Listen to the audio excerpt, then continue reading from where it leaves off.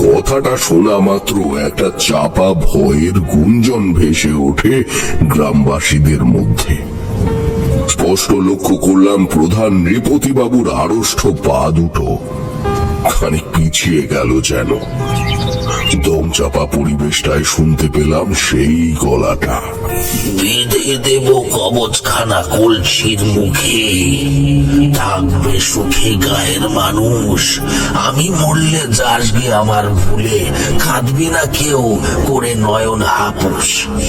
আর বাঁচলে পরে বিষ খেতি, শুধু এক টুকরো দিল খুশ। জগা পাগলা সত্যি পাগলই ছিল, নয়তো অমন অবলীলায় এরকম একটা ঝুঁকিপূর্ণ কাজে রাজি হয়ে যাওয়াটা মোটেই সহজ কথা নয়।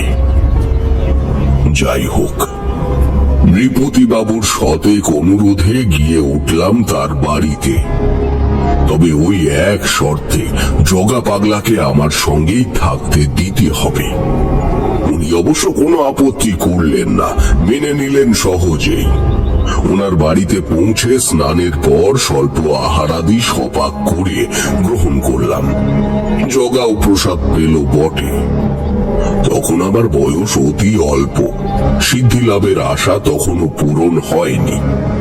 তাই বাঁকুড়ায় আমার গ্রামে সেই যে এক সন্ন্যাসী আমায় গাত্রবন্ধন ক্রিয়া শিখিয়েছিল, তার উপরেই অগাধ ভরসা করে মনস্থির করে উপস্থিত হলাম আমরা দুজনে সেই বিশ্বাসদের খেতে, বিশাল মাটির ফাটলটার সামনে।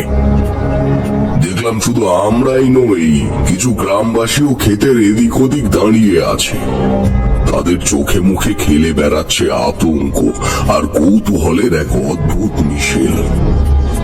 নৃপতিবাবু যদিও বেলা থাকতে থাকতেই বেরিয়ে গেছেন পাশের এক গ্রামে কিছু বিশেষ কাজে। লালচে কাপড়ের টুকরোটা জগা পাগলার হাতে দিয়ে বললুম, দেখো ভাই, খুব সাবধান, কলসির ভেতরে চোখ রেখো ভাই। পাতাল নিশি নিজের মরণ থাবা বের করলেই একেবারে বেঁধে দিও কবচটা, ভয় পেও না যেন, নইলে ওই থাবার গ্রাস তোমাকেও নিয়ে যাবে টেনে ওই কলসির ভেতরে। কেমন?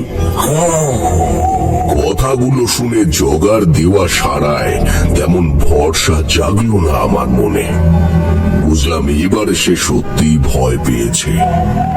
মনের ভেতরের আশঙ্কাগুলোকে বাড়িয়ে দিয়ে সূর্য অস্তমিত হলো এবারে। অপেক্ষা করতে লাগলাম সেই বিভীষিকার আগমনের।